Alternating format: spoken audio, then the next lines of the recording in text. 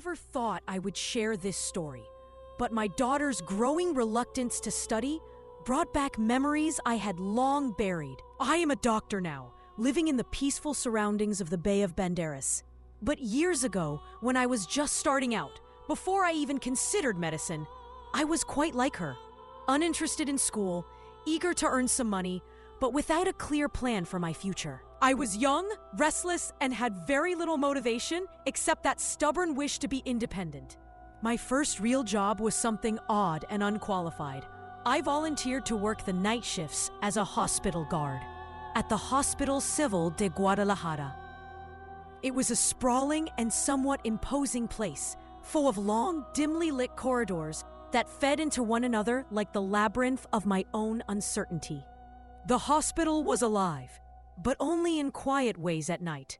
The hum of machines, the faint footsteps of nurses, and the occasional distant beeping of monitors, reminding everyone life was still hanging on somewhere in those walls. I had no medical training then.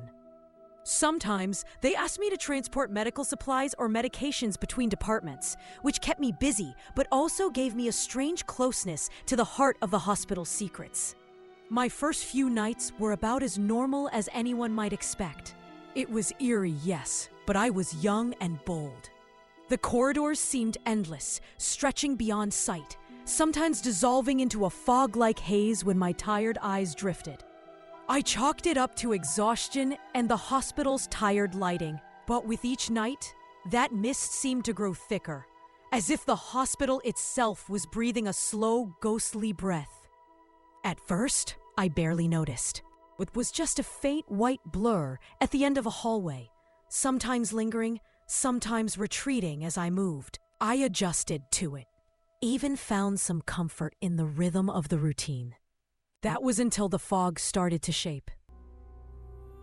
Slowly, gradually, a silhouette emerged from the haze. A figure that looked like a woman just beyond the end of one corridor, barely 5 meters away from me.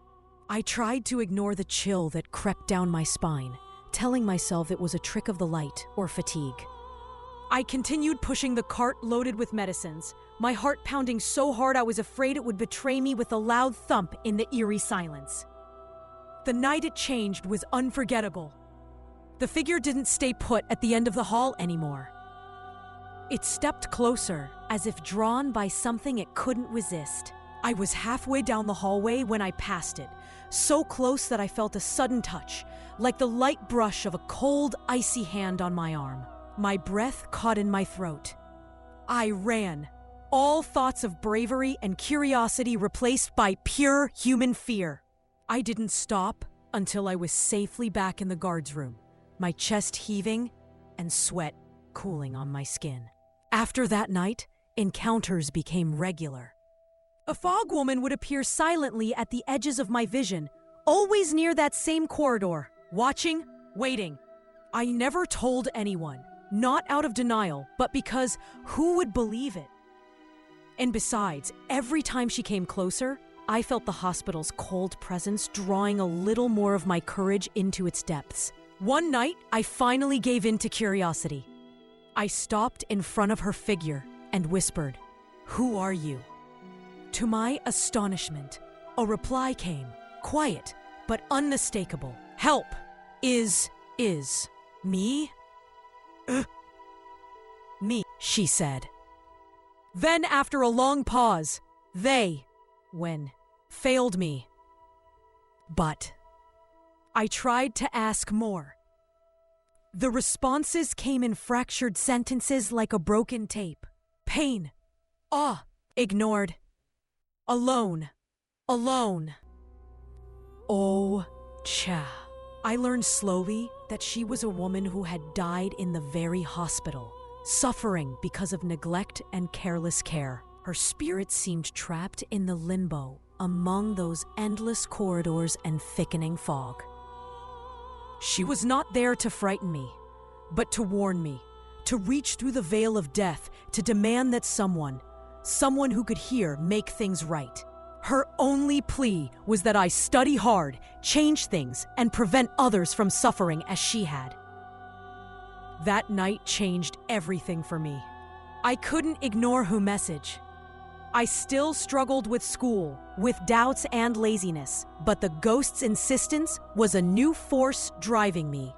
I promised to try, not just for myself, but for her memory and for those unknown souls lost in those hospital walls.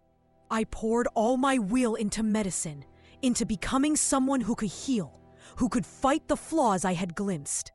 Her presence never fully disappeared, but it softened over time, just as my resolve strengthened. I never changed everything about healthcare in Mexico, but I've tried to be better, to listen harder, and to care more deeply than many before me. Now, years later, when I watch my daughter avoiding her books, refusing to push herself even a little, I feel that old fear and that old drive return.